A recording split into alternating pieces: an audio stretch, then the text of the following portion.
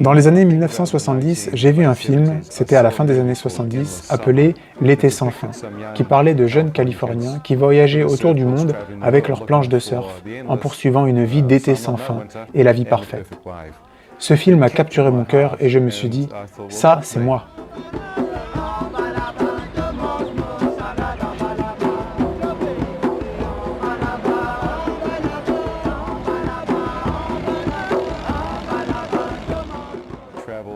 J'ai voyagé pendant 2 ans en Australie, en Asie du Sud-Est, à Bali, au Sri Lanka, en Malaisie.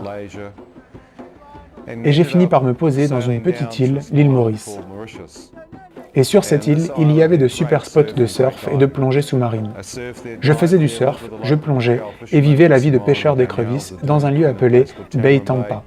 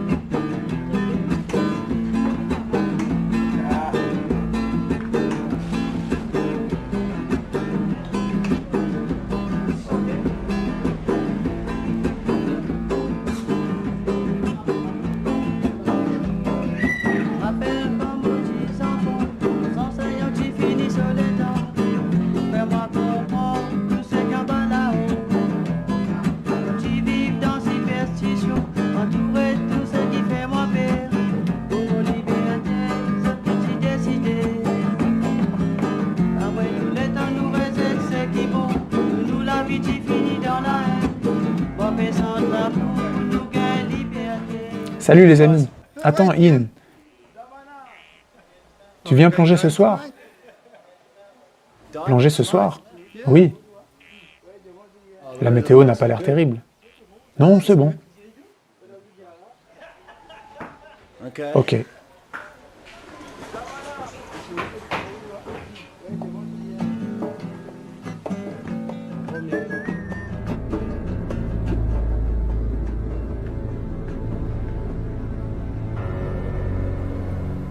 Alors qu'on s'embarquait, on pouvait voir la fluorescence de l'eau, les éclats du ciel sur l'eau. C'était une très belle nuit.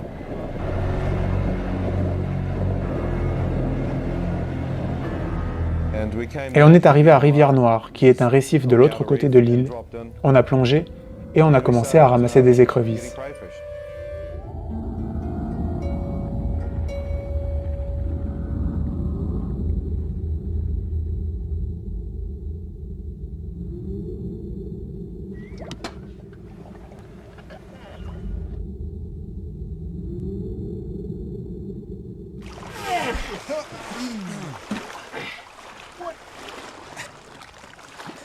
C'est quoi ça? Si tu trouves pas plus gros, je retourne en Nouvelle-Zélande.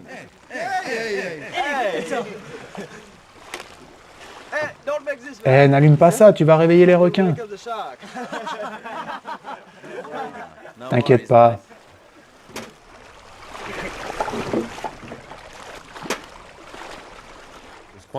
Il faisait assez sombre ce soir-là. Il n'y avait pas de lune. Il y avait quelques lueurs sur l'eau.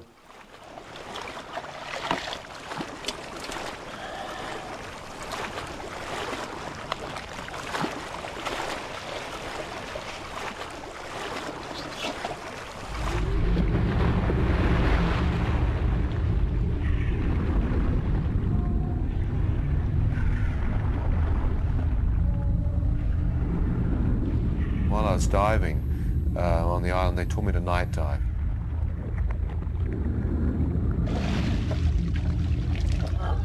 We used to dive on the outer reef. Quand je pêchais sur l'île, on m'avait appris à pêcher la nuit avec une lampe torche, car lorsque les crabes et les écrevisses sortaient, on pouvait les aveugler, et on n'avait qu'à les ramasser. The leather gloves just pick them up.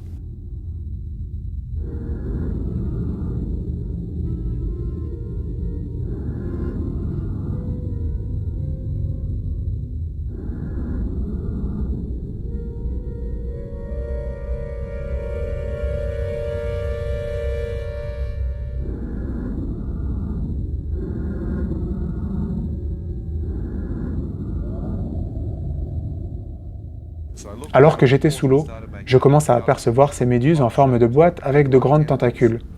Je me dis, c'est quoi ça, une méduse? Je me suis alors approché. Ah oui, c'est une méduse. Et lorsque je me suis approché pour toucher, je n'avais aucune idée que j'avais touché la deuxième créature la plus mortelle pour l'homme, la méduse boîte. Elle est transparente, avec de longs tentacules et des cubes en dessous. Je pensais au départ que c'était une sorte de seiche transparente, car c'était une méduse très peu commune dans sa forme.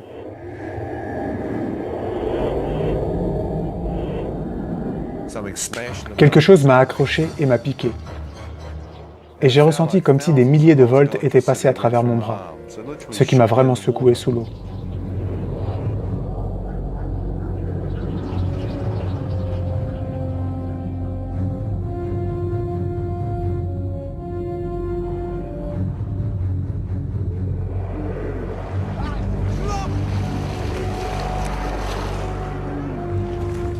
Alors que je nageais vers le bateau, je me suis fait piquer par d'autres méduses.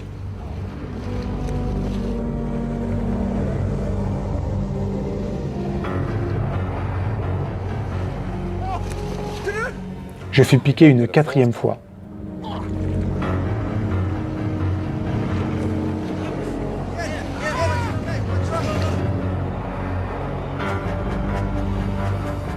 Méduse, méduse, méduse!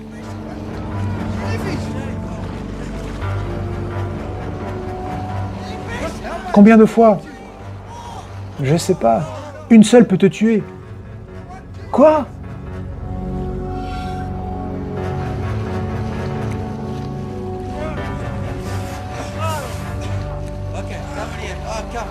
Ça y est, ça y est.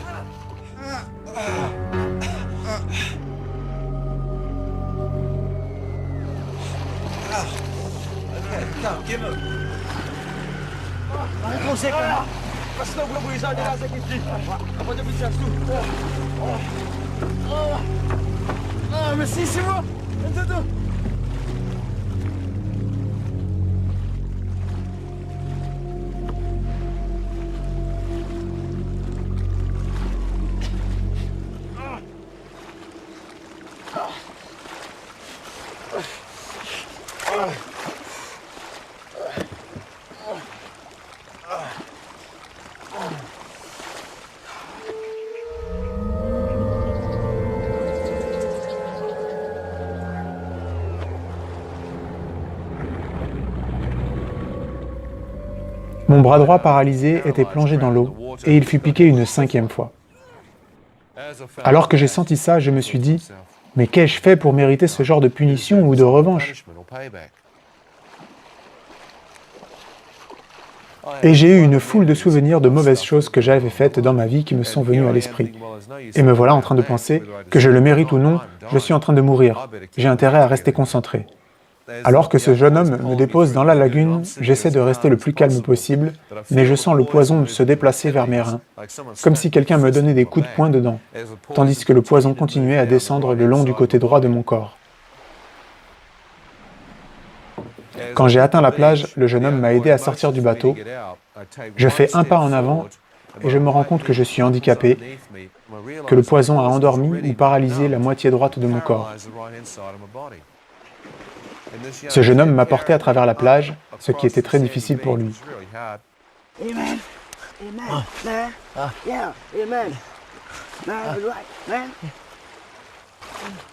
Hé mec, ça va?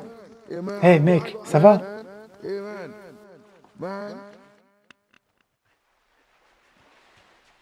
Je réalise qu'il est inquiet pour ses frères qui sont encore sous l'eau.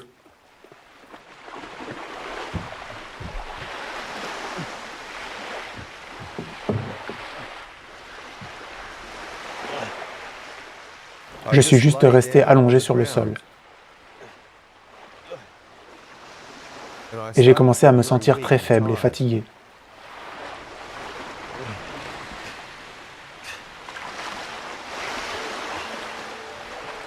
Je commence à sentir que mes yeux se ferment. Et alors que mes yeux commencent à se fermer, j'entends une voix me parler qui me dit « Fils, si tu fermes les yeux, tu ne te réveilleras plus jamais. » J'ai dit « Quoi? Qui a dit ça ?»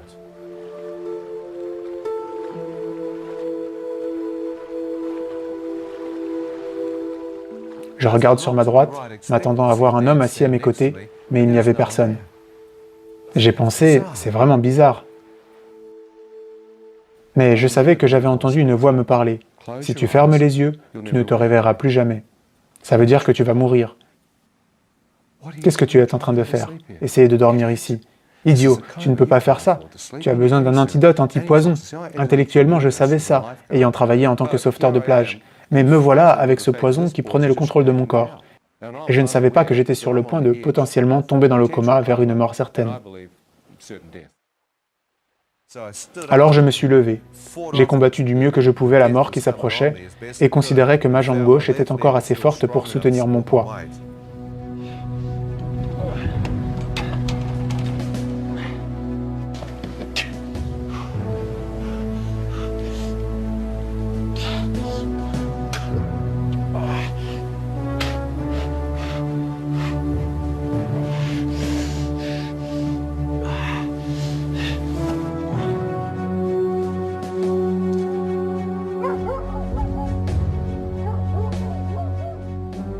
J'ai donc utilisé ma jambe droite comme béquille.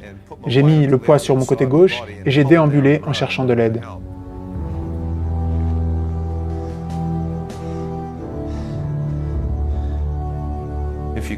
Si tu fermes les yeux, tu ne te réveilleras plus jamais.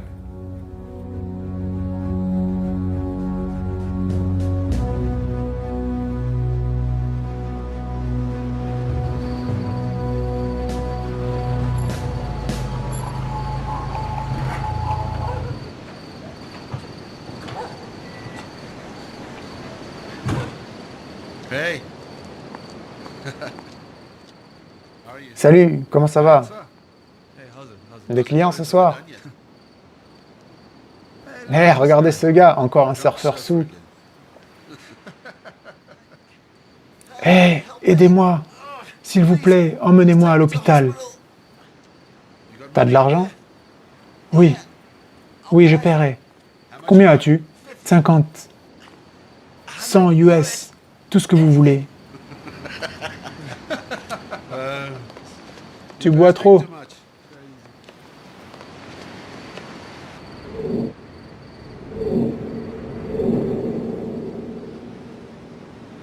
Alors qu'ils traversent la rue en fumant leurs cigarettes, en m'ignorant tout simplement, j'entends cette voix qui me parle à nouveau. Elle dit « Fils, es-tu prêt à supplier pour ta vie? S'il vous plaît. S'il vous plaît. S'il vous plaît. Combien as-tu sur toi? Je paierai. Je te paierai.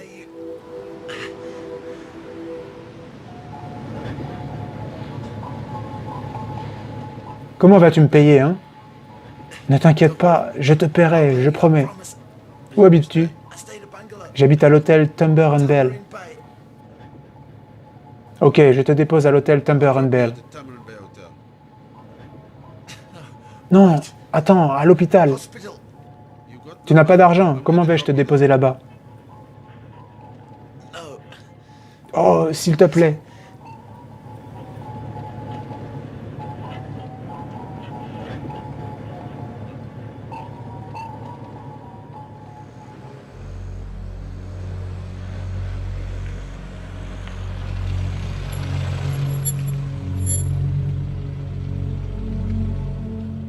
Ok, paye-moi. À l'hôpital. Donne-moi ton argent, s'il te plaît. Tu as de l'argent? Sors, sors. Plus tard. Pourquoi tu me fais ça? Je fus poussé hors du taxi. Je ne croyais pas ce qui m'arrivait.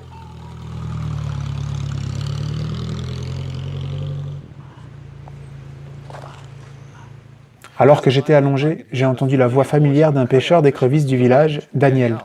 « Ian! Ian, qu'est-ce qui s'est passé? Méduse! Méduse! Je t'emmène à l'hôpital. » Il m'a pris dans ses bras et m'a porté jusqu'à l'hôtel. Les propriétaires chinois avaient fermé le bar, et ils étaient assis à côté de la piscine en jouant au mahjong en buvant du whisky.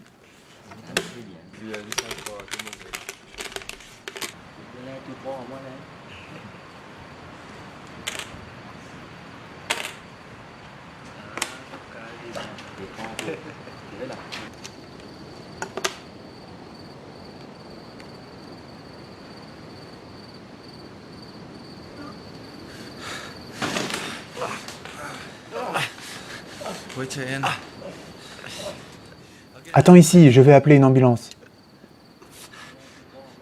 Hé, homme blanc, c'est quoi ton problème? T'es bourré? Non, non, s'il vous plaît, un hôpital. S'il vous plaît, j'ai besoin d'un hôpital. Hôpital. C'est quoi ça? Stupide gars. Pourquoi tu mets des aiguilles dans ton bras? J'ai froid, s'il vous plaît. J'ai besoin d'une couverture. J'ai froid. Ces gars pensent que je suis un drogué et je suis presque mort.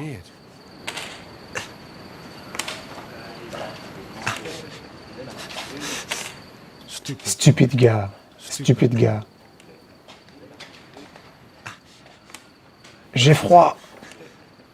Tellement froid. Aidez-moi.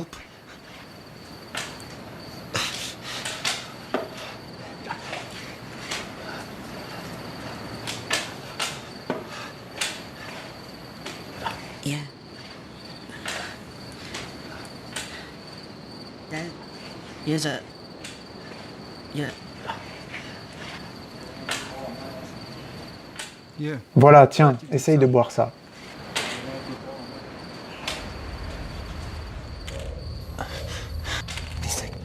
S'il vous plaît, emmenez-moi avec votre voiture. Non, non, non, non. Je crois que tu vas attendre une ambulance, ok? Il veut ma voiture. J'ai détourné le regard, me disant que si je le regardais, j'allais perdre mon sang-froid. Je me suis dit, si je survis à ça, tu vas le payer cher, Jack. Je veux dire, j'étais furieux. Je suis en train de contempler ce que j'allais lui faire si je survis. Et à mon émerveillement, je vois arriver Daniel avec une ambulance et un brancard. Méduse, dépêchez-vous, s'il vous plaît. Méduse, ça va aller, In, ne t'inquiète pas.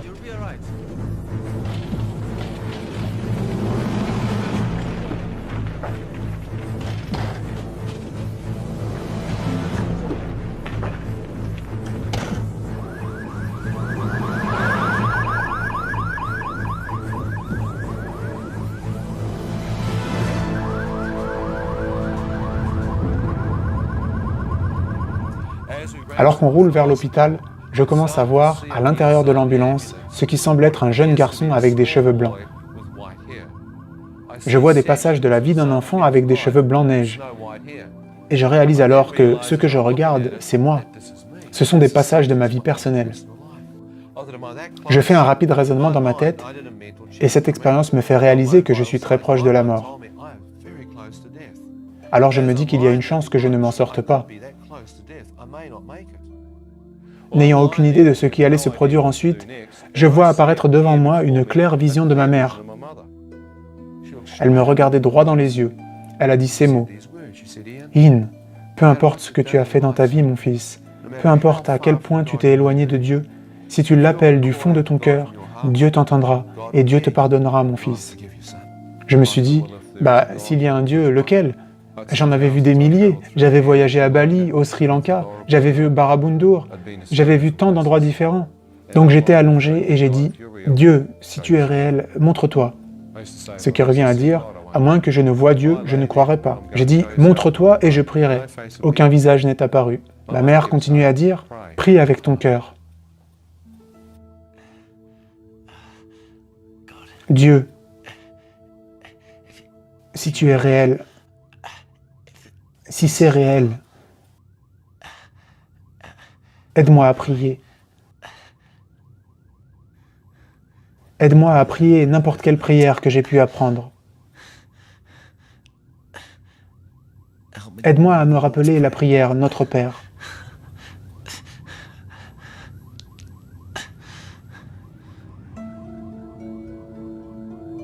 C'est alors que des mots ont commencé à apparaître devant mes yeux. Pardonne-nous nos transgressions et nos péchés.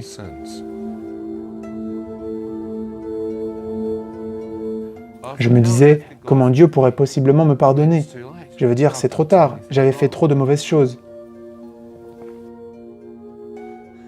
Dieu, si tu es réel et tu peux m'entendre, s'il te plaît, pardonne-moi.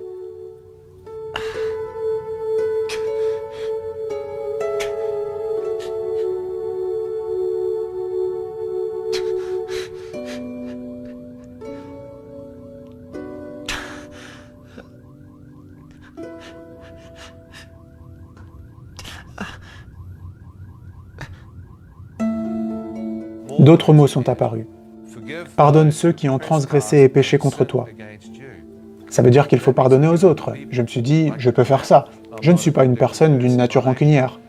Dieu, je peux pardonner n'importe qui. Peu importe ce qu'on m'a fait, je peux pardonner ceux qui ont péché contre moi. Dès que j'ai dit ça, le visage du chauffeur de taxi indien est apparu devant moi. J'ai dit, mais qu'est-ce que cet homme peut bien faire là? La voix a dit, vas-tu pardonner cet homme qui t'a poussé hors de son taxi et t'a laissé pour mort sur le bord de la route? J'ai dit, non, c'est une blague, pardonnez celui-là. Je veux dire, j'étais furieux contre cet homme. La minute d'après, le visage du gars chinois est apparu devant moi. J'ai dit, mais qu'est-ce que cet homme peut bien faire là? La voix a dit, que penses-tu de cet homme qui ne t'a pas emmené dans sa voiture pour te laisser mourir à l'hôtel? J'ai dit, non. Quand j'ai vu les visages de ces deux hommes, je me suis dit, mais qu'est-ce qui se passe? Ce n'est pas une sorte de prière artificielle. Il se peut que je sois réellement en train de parler avec quelqu'un qui soit Dieu. Cette voix est vraiment en train de personnaliser la prière que j'ai faite en fonction de ma propre vie.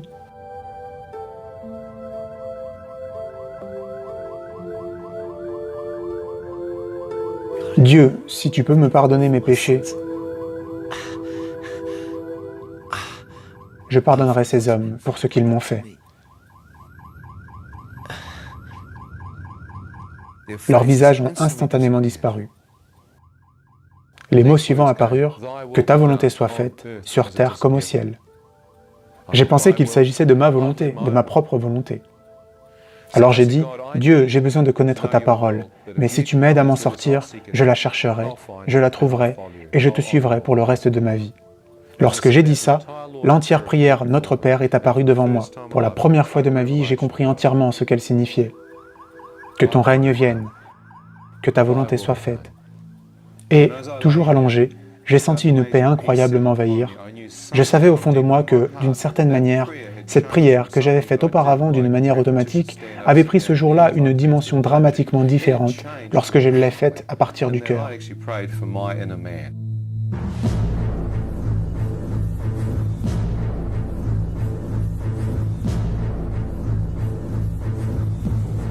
Qu'est-ce qui s'est passé? Quel est son problème? Piqué par une méduse. Monsieur, pouvez-vous m'entendre? Préparez les antitoxines. Préparez les antitoxines.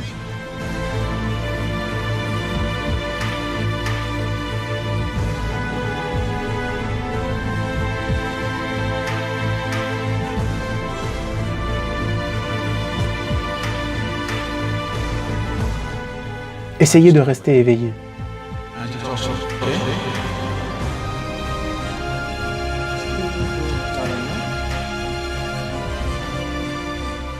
Docteur, je n'arrive pas à trouver une veine. Frappez sa main. Allez, frappez sa main.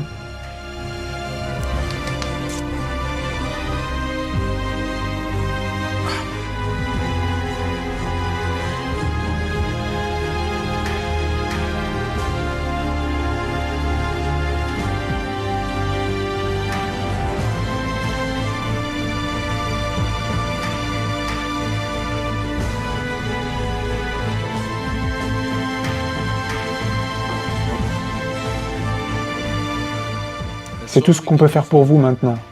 Combattez le poison, combattez le poison.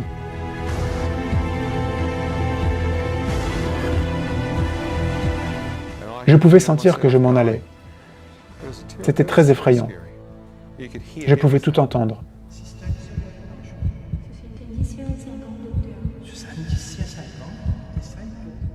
Alors que je suis allongé, j'entends ces bruits de la chambre et ces conversations des infirmières. C'était très difficile de garder les yeux ouverts. Je ne pouvais pas garder mes yeux ouverts.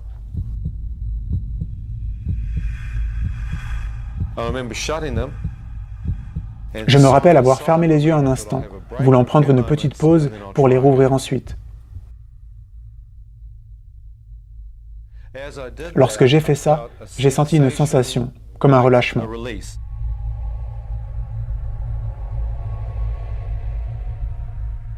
La bataille pour rester en vie venait de se terminer.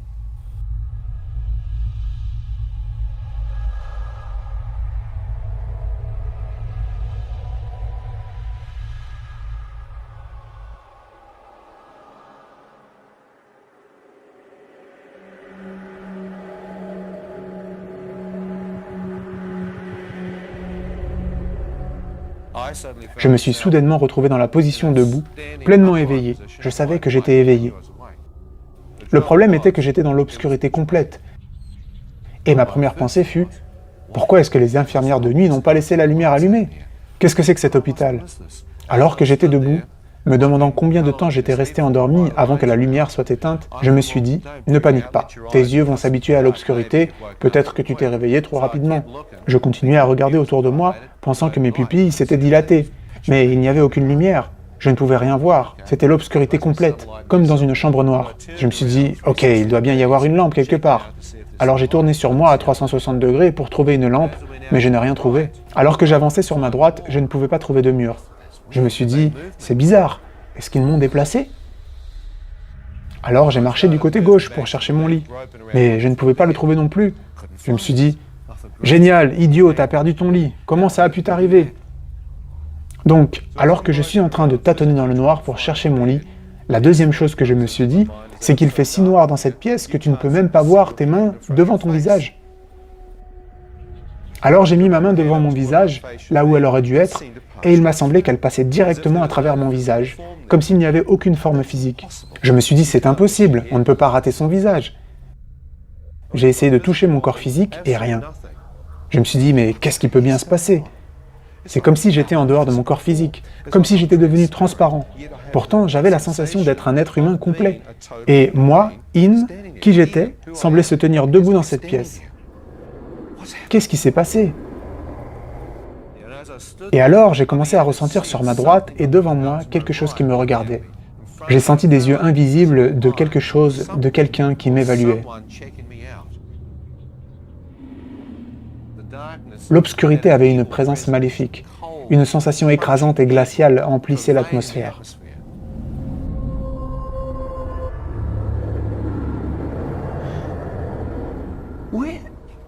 Où suis-je? Tais-toi!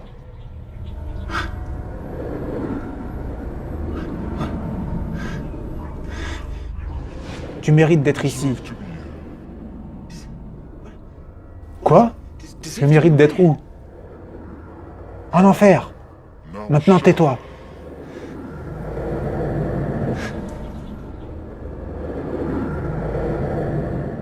Au moment même où j'ai réalisé que j'étais en enfer, une radiante lumière est apparue au-dessus de moi.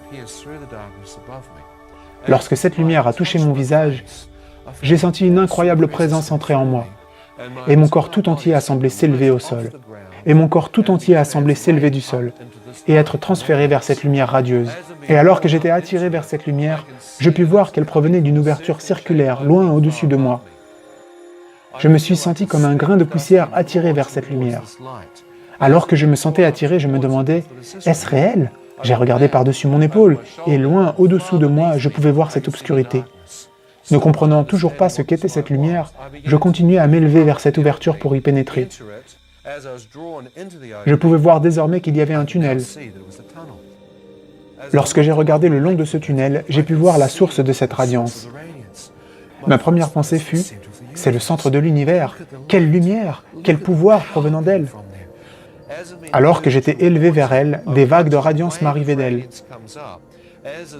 Cette vague de lumière provenant de la source me touche et je sens de la chaleur, du confort. Toute cette peur et obscurité sortirent de moi et j'ai senti une lumière vivante couler à travers moi. Des vagues de radiance venaient du centre de cette lumière qui était d'une blancheur inouïe. De ce centre, je voyais cette lumière percer. Je me suis dit, même les étoiles, même les constellations et les soleils doivent tirer la source de leur énergie de ce point central. Qu'est-ce que cette lumière? Y a-t-il quelqu'un dedans, entouré de cette radiance? Alors que je me pose ces questions dans mon esprit, une voix me parle du centre de cette lumière.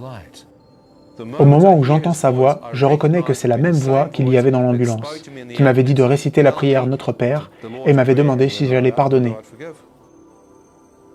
Et il m'a dit, « Ian, veux-tu repartir? Si tu veux repartir, tu dois voir la vie d'une nouvelle lumière. »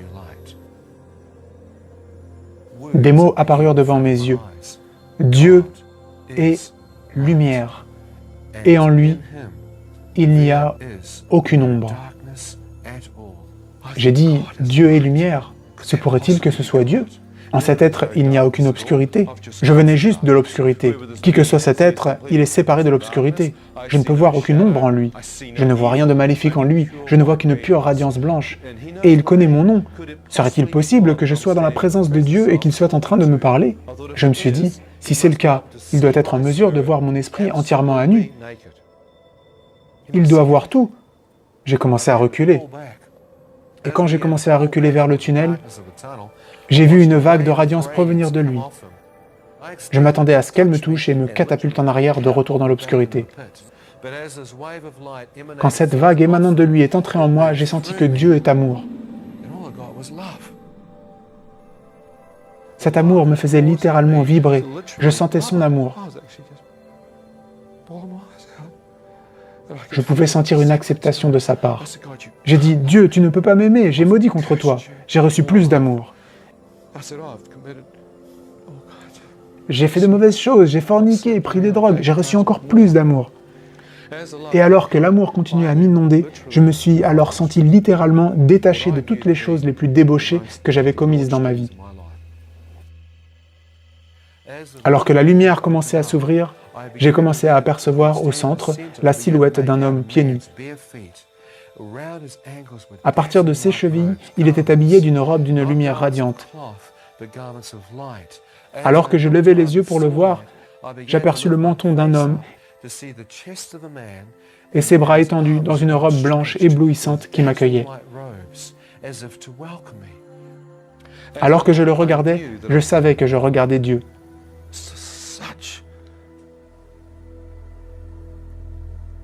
C'est juste époustouflant.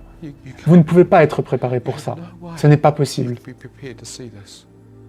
J'étais dans un état d'absolu émerveillement. Quand j'ai regardé son visage, ses cheveux étaient d'une lumière blanche radiante. De son visage émanait de la lumière radiante. Littéralement, tout son visage irradiait de lumière. Je ne pouvais pas voir les détails de son visage parce que la lumière était 7 à 10 fois plus brillante que toutes les lumières que j'avais pu voir auparavant. Et elle émanait littéralement de son visage. J'ai commencé à m'approcher de lui. Je voulais voir son visage pour savoir qui Dieu était. Et lorsque je suis arrivé à environ 1 mètre de sa présence, j'ai placé mon visage dans sa lumière. Et ça ne faisait pas mal aux yeux, je pouvais la regarder directement. Et alors que je plaçais mon visage en sa présence, espérant passer outre cet éblouissement pour le voir, il a soudainement bougé. Et j'ai vu une ouverture circulaire, comme une fenêtre s'ouvrir sur l'éternité, ou une porte sur l'éternité. Et lorsque j'ai regardé à travers, j'ai pu voir une entière terre nouvelle se former devant moi. C'était comme si je me tenais devant le seuil de l'éternité et j'en avais un aperçu. J'ai pu voir de l'herbe avec la même lumière et vie émanant d'elle. J'ai pu voir des fleurs, des champs. Je savais que si je marchais dessus, ça ne les abîmerait pas. Les couleurs et l'énergie et la vie qui en émanaient étaient incroyables. Je vois une rivière avec un cours d'eau cristallin et des arbres le long de ses rives sur ma gauche. Je regarde à ma droite et vois un ciel d'un bleu merveilleux. Je regarde et je me dis, c'est le paradis. Quand je regarde, je sais que j'appartiens à ce lieu. C'est comme si je savais que j'avais été créé par Dieu pour vivre là. Je me suis dit, Pourquoi ne suis-je pas né là directement? Pourquoi suis-je né sur cette planète Terre? Je savais que j'étais de retour à la maison. Je savais que j'avais voyagé autour du monde en cherchant ce paradis et il était là, en face de moi. J'ai dit « Je suis à la maison, je suis à la maison ». Alors que j'ai commencé à avancer, sa présence s'est remise juste devant moi et a bloqué le chemin.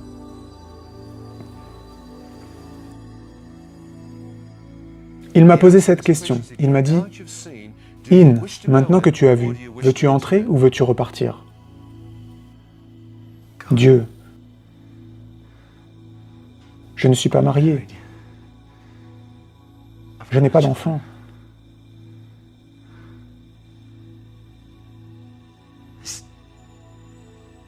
Il n'y a rien qui me retienne sur Terre. Je ne veux pas repartir.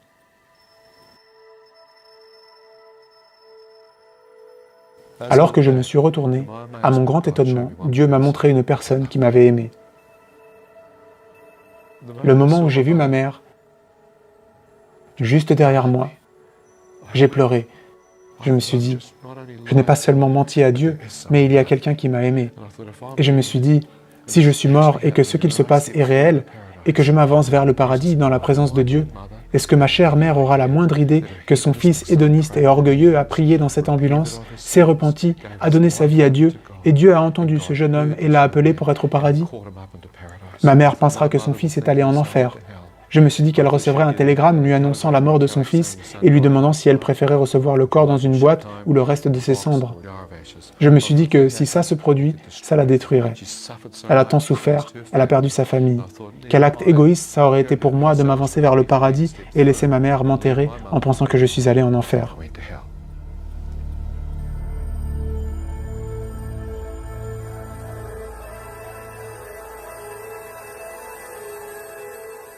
Je veux repartir.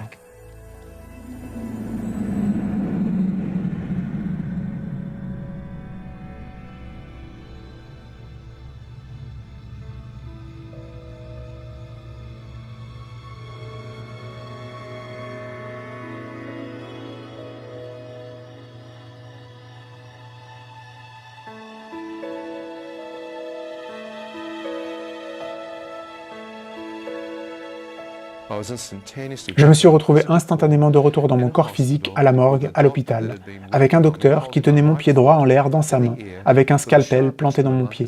Mais je ne sentais rien. C'était comme s'il piquait un morceau de viande.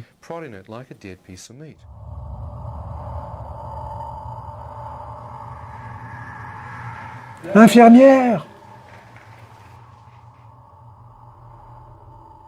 J'entends la voix de Dieu entrer dans mes pensées et me dire « Fils, je viens juste de te rendre la vie. » Quoi? Est-ce que je viens juste de voir Dieu? Que vient-il de se passer? J'ai senti un incroyable pouvoir passer à travers moi. C'était comme un léger voltage d'électricité. J'ai commencé à ressentir à nouveau mon entier corps physique et en quelques heures, j'étais complètement guéri.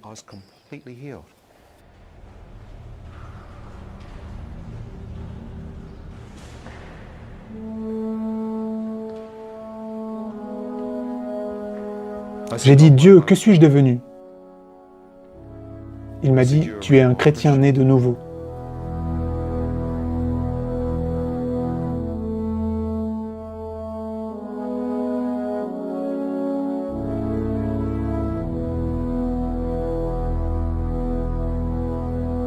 Il m'a dit, tu n'es venu que parce que tes péchés ont été pardonnés et que le sang de Jésus t'a couvert. Le sacrifice par l'œuvre du Christ Jésus a couvert tes péchés. Tu as marché en sa présence comme si tu étais blanc comme neige.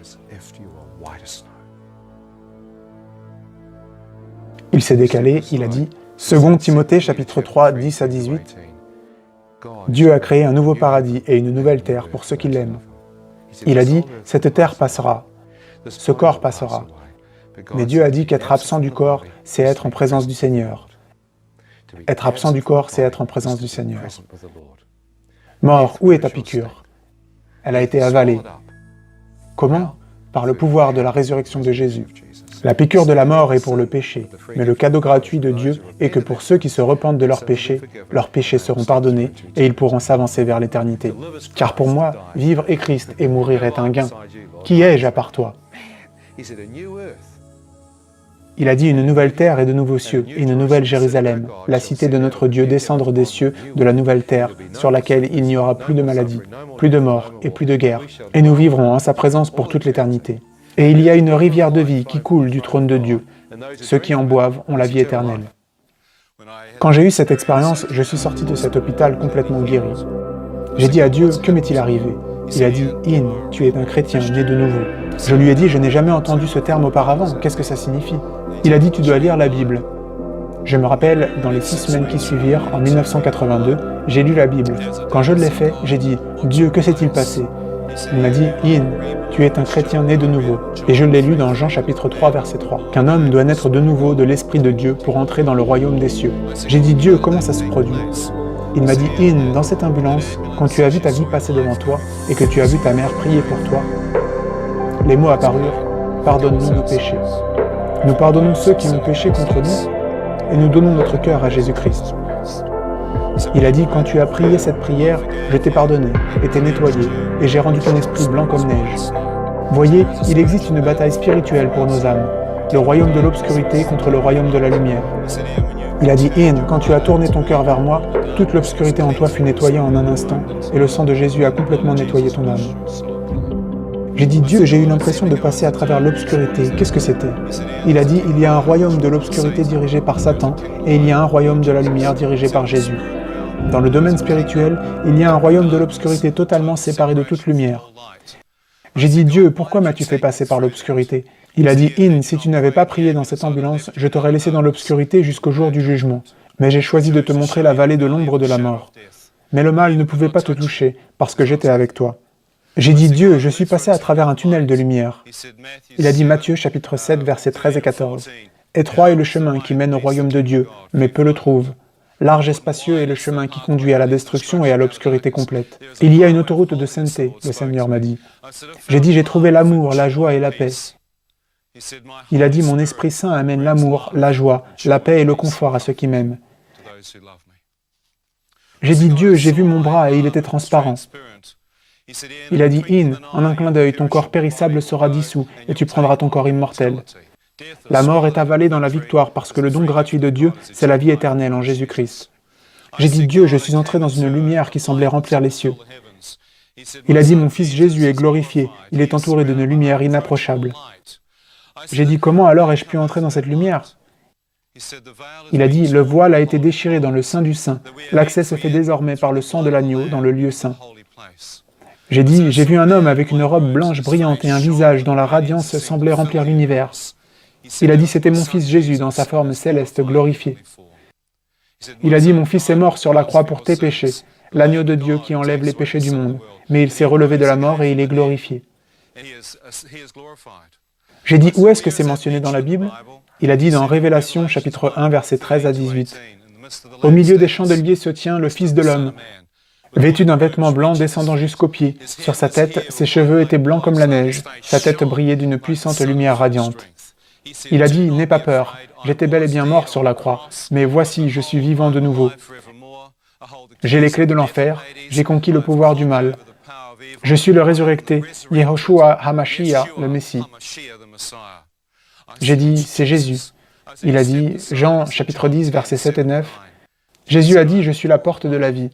Ceux qui viennent à moi auront la vie éternelle, une vie abondante, une vie résurrectée. J'ai dit, Dieu, j'ai vu des prés verts.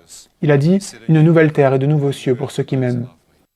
Il a dit, Fils, j'ai créé une nouvelle terre et un nouveau ciel. Seconde Pierre, chapitre 3, versets 10 à 18. J'ai dit, j'ai vu des gens derrière moi.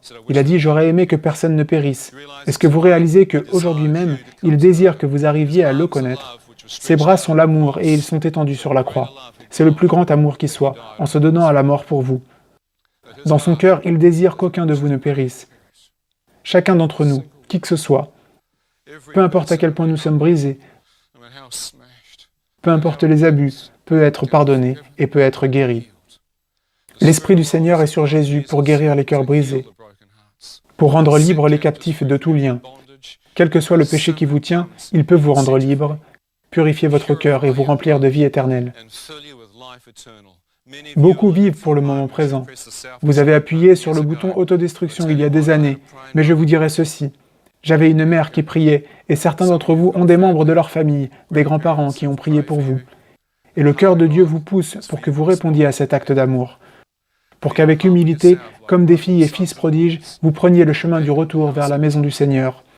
Que vous reveniez et trouviez le pardon et la guérison en Jésus-Christ. J'ai dit, Dieu, je suis revenu à mon corps.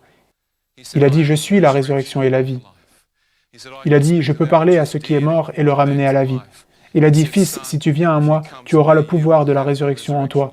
Et lorsque tu mourras, j'amènerai ton esprit humain au paradis. Il a dit, être absent du corps, c'est être en présence du Seigneur. Quand il était sur la croix, quand Jésus a dit, Père, pardonne-les, un des hommes à ses côtés était un meurtrier et un voleur. Il a dit, souviens-toi de moi. L'homme de l'autre côté l'a maudit. Jésus s'est tourné vers l'autre et lui a dit, aujourd'hui tu seras avec moi au paradis. Être absent du corps, c'est être en présence du Seigneur Jésus-Christ. La mort est avalée par le pouvoir de son sang. Tout ce que je sais, c'est qu'il m'aime. J'ai eu 19 années d'expérience de la présence tangible de l'Esprit de Dieu. Il m'a complètement guéri et rendu libre. Dieu m'a donné une merveilleuse femme et une famille géniale, et j'ai de l'espoir pour le futur. Et je sais que, quelles que soient les pensées suicidaires, et quel que soit le niveau de désespoir dans votre cœur, peu importe la fracture dans votre mariage, vous qui écoutez, sachez que ce n'est que par la prière et le pardon que votre mariage peut être guéri. Peu importe combien les autres vous ont rejeté et écrasé, Dieu vous aime et vous relèvera vers une situation de sainteté et de vie elle-même. Jésus est la vie du monde. Je voudrais ce soir que vous ouvriez votre cœur et que vous priez réellement. Cherchez le visage de Dieu. J'étais sur mon lit de mort dans une ambulance et j'ai donné ma vie à Jésus. Tout homme, femme ou enfant qui dira « Seigneur, viens dans mon cœur, pardonne-moi, sois miséricordieux envers moi », Dieu le fera. Tout ce que je sais, c'est que Dieu est là, d'une manière tangible. Il cherche à te joindre, avec ses mains meurtries, et il dit « Reviens, reviens à la maison. Viens vivre dans la maison du Seigneur pour toujours. » Je voudrais prier avec vous. Et si vous priez avec vos mots, si vous appelez Dieu du fond du cœur, il viendra dans votre vie et vous serez nés de nouveau. Jésus a dit que ceux qui appelleront son nom seront sauvés. Il n'y a aucun péché que Jésus ne puisse laver. Beaucoup de gens ont vu ce tunnel de lumière, mais peu se sont avancés suffisamment pour voir que c'est Jésus qui se tient au centre. J'ai dit, Dieu, certaines personnes ne croient même pas que c'est toi. Pourquoi est-ce le cas? Il a dit que Lucifer peut apparaître comme un être de lumière et tromper même les élus pour les éloigner de la vraie lumière. Ce qui veut dire que Jésus est la vraie lumière, qui est venue dans le monde pour illuminer le cœur de chacun. Qu'il est cette brillante lumière, qu'il est cet Elohim, il est Yehoshua, il est Emmanuel, Dieu avec nous. Il est Jéhovah, le Seigneur Dieu Tout-Puissant. Les gens disent, je veux bien prier Dieu, mais je ne crois pas en Jésus. Jésus a dit, si vous m'avez vu, vous avez vu le Père. Les Écritures enseignent clairement dans Colossiens que Jésus est la représentation visible du Dieu invisible. Que lorsque vous avez vu le Christ, vous avez effectivement vu Dieu incarné sur terre. Il a dit non seulement je suis Dieu, mais je vais mourir et ressusciter ensuite. Il a prophétisé sa mort, et après 3 jours il s'est relevé. Il est glorifié, entouré de lumière. Et il dit que la gloire qui entoure Jésus remplira les nouveaux cieux et la nouvelle terre. Vous n'aurez pas besoin de la lumière du soleil ou la lumière de la lune. Parce que la lumière qui émane du Fils de Dieu remplira les cieux avec sa radiance. C'est merveilleux de l'avoir dans son cœur. Si vous le recevez ce soir, l'obscurité en vous sera enlevée, et la vie en Jésus-Christ entrera. Prions. Si vous voulez vous joindre à moi, où que vous soyez, je voudrais que vous penchiez la tête, dans un acte d'humilité, en ouvrant votre cœur, parce que ceux qui appellent le Seigneur avec leur cœur seront sauvés. Je voudrais que vous disiez, « Seigneur Jésus, je viens devant toi avec humilité. Je te demande de pardonner tous mes péchés. Je crois que tu es mort sur la croix pour moi, et que rien d'autre que ton sang peut me nettoyer de tous mes péchés. Et Dieu, si tu me pardonnes ce jour pour tout ce que j'ai fait de mal dans ma vie, Je choisis de pardonner ceux qui ont péché contre moi. Je choisis de pardonner ceux qui m'ont fait du mal, ceux qui m'ont blessé. J'abandonne mon cœur à la lumière du monde Jésus-Christ. Je crois qu'il n'est pas seulement mort pour mes péchés, mais qu'il est vraiment ressuscité des morts. Et je viens devant lui avec un cœur humble, un cœur honnête, un cœur transparent. Et je dis, Jésus, sois mon Seigneur, sois mon Sauveur, sois mon Prince, sois mon Roi. Et laisse le pouvoir de ta résurrection entrer dans mon corps ce jour. Je choisis de marcher dans la lumière de ta sainteté, la lumière de ta vérité, à partir de ce jour et pour le reste de mes jours. Je prie dans le précieux nom de Jésus. Amen.